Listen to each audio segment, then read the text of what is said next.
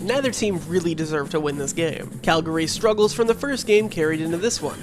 Mayer was a tad more accurate in this game in terms of completion percentage, but he still led his receivers too far with most of his throws. Meanwhile, Kadeem Carey had to sit this one out due to a toe injury. In his stead was Derek Mills, who actually outplayed Carey from last week, racking up 98 yards and a score on the ground.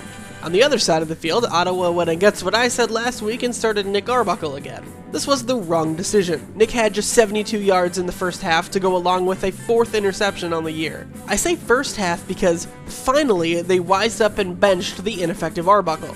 Unfortunately, they don't have a great third string either. Don't get me wrong, Tyree Adams was definitely better than Nick and seems to have more upside, but the Stamps D was just too airtight in this one. On top of all of this, the Red Blacks still had a pathetic run game with just 37 yards between 5 different ball carriers. What I'm most disappointed in the Red Blacks for, though, is their drive. They straight up gave up in this game. They punted way too much, even in the 4th as the clock was winding down on a potential comeback. They even settled for a field goal with just 4 minutes left in the game that was the most obvious let's go for it of all time. If I was a Red Black, I would be embarrassed by this one. As for Calgary, though, they still aren't off the hook. They gotta get better. A tougher opponent wouldn't have given you the ball 5 times. This game was close.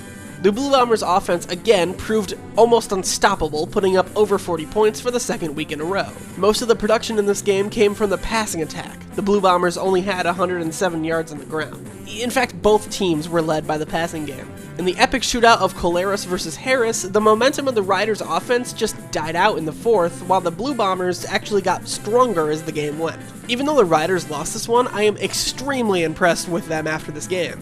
They were very injured at the wideout position headed into the game, so the fact that they were able to mostly keep pace with Winnipeg is quite commendable.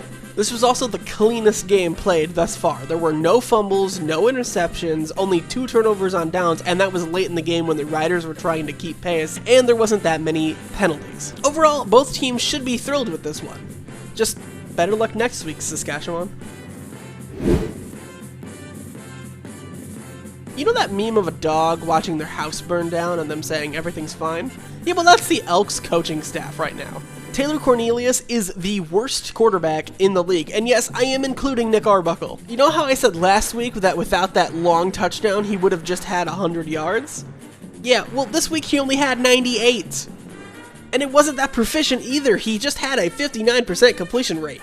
Luckily for them, the run game also didn't do anything. Kevin Brown was just held to 41 yards. Despite the complete lack of traction offensively, the Elks coaches decided not to pull Cornman in favor of backup Kai Loxley. Not even for one play. I don't understand what they see in Taylor. He has proven time and time again that he's just not their answer, yet they refuse to look for a new option. Maybe Cam Newton should sign with Edmonton instead.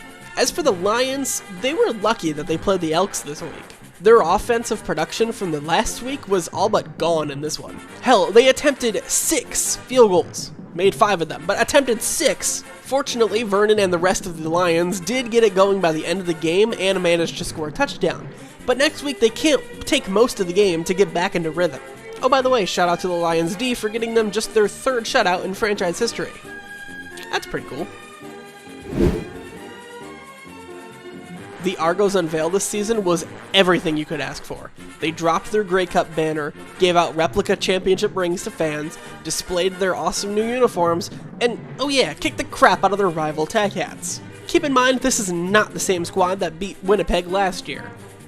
Okay, well, it's mostly the same, but there are some big differences. Chad Kelly is taking over full-time at quarterback, replacing LeCloud Bethel Thompson, who played last year. Immediately you notice the difference in play style. Kelly is a gunslinger, and with the cannon of an arm that he has, he can flick the ball 60 yards like it's nothing. Now let's just hope he doesn't start partying again. On the defensive side, the Argos lacked Grey Cup MVP, Hinak Mwamba, due to an injury. This did not slow them down.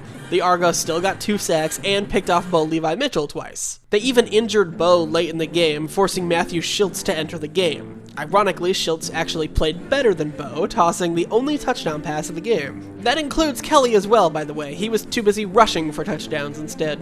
The Ticats have their home opener next week, but chances are, at least from what it appeared in the game, Bo Levi Mitchell won't be suiting up for that one. Hopefully Schultz can right the ship, because Mitchell really hasn't been playing good this year thus far anyway. One of the biggest problems in this one for the Ticats was their penalties. Yes, they had, at the end of the game, less than the Argos did, but it came at situations where you just can't commit those penalties. It helped the Argos score way more than they would have without those penalties. Hopefully the Ticats can get back on track. As for Toronto, if you keep this up, you might be looking at a Grey Cup rematch in November. And on the sidelines for a little while after that second touchdown drive of the Argonauts. Looks over the top in a one-handed grab. The spider web was out that time for Terry Godwin II.